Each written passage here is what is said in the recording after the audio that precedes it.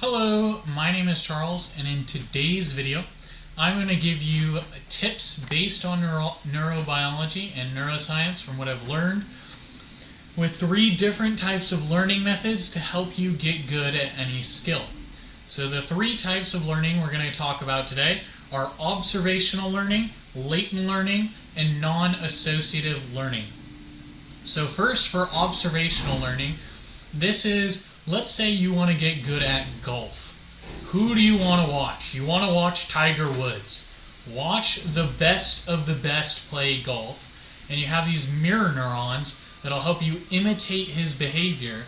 So just practice watching, notice what they do, try to pick up on as many behaviors that the best of the best do, and you will also be able to implement those behaviors. So observational learning helps us when we're a child as well.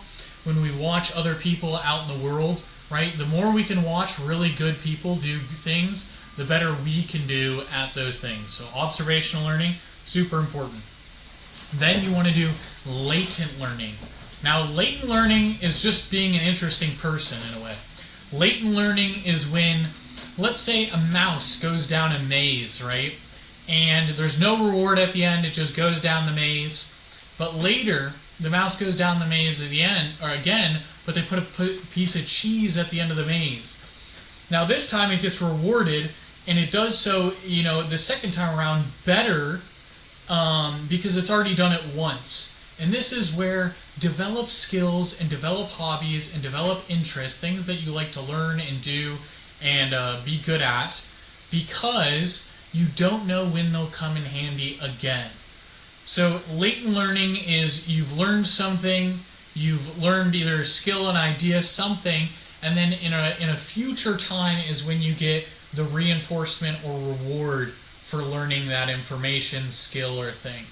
So this is where just be an interesting person. Try to learn as many, and I know it's like total dude, like mansplaining, like, oh, just be an interesting person. Oh, it's so easy, dude, just get good at things. It's just whatever you're interested in, learn as much as you can because you don't know when it'll come in handy. And the last is non-associative learning. And this one is a hidden OP. Non-associative learning in neurobiology falls under like 2 types of things: habituation and sensitization. So let me explain this in simple terms. Habituation would be like you're the guy, you live in the city, and when you first moved into the city, all the sounds and loud noises were super annoying, and now they're not. And after a week, 2 weeks, you're just used to them, and your brain habituated. It just tunes them out. And so you can use that because what is once uncomfortable, let's say it's you're selling a product that genuinely helps people, right? Or more, you're doing a skill like a coding thing that once was hard to do the coding, but you've habituated the routine. Now it's not uncomfortable anymore. So take power in that things that are once one way, your brain will naturally adjust if you repeat that behavior. It'll not make it a problem. It'll habituate. And the second form of non-associative learning is sensitization. So this is where, let's say you have a bad experience. You have a really bad experience when, now this is not the most technically accurate, but let's say you have a bad experience when you're doing like a job, and you're like, I'm never going to do that job again. If you then, right, because now your brain is more sensitive to that stimulus. Let's say it's customer service, and you have a bad experience doing customer service. Now you're like, I'm never going to do customer service. This sucks. I'm so anxious. You get so anxious when you're doing customer service. The skill then is habituate what you are sensitive to. So the more times you have neutral or good interactions when you're doing that customer service, then your brain will be like, oh, customer service ain't so bad. It's actually pretty good. Or let's say, Ubering around sucks at first, but then you've done Ubering around so many times that you're like, wow, I'm actually comfortable talking to a random stranger in an Uber.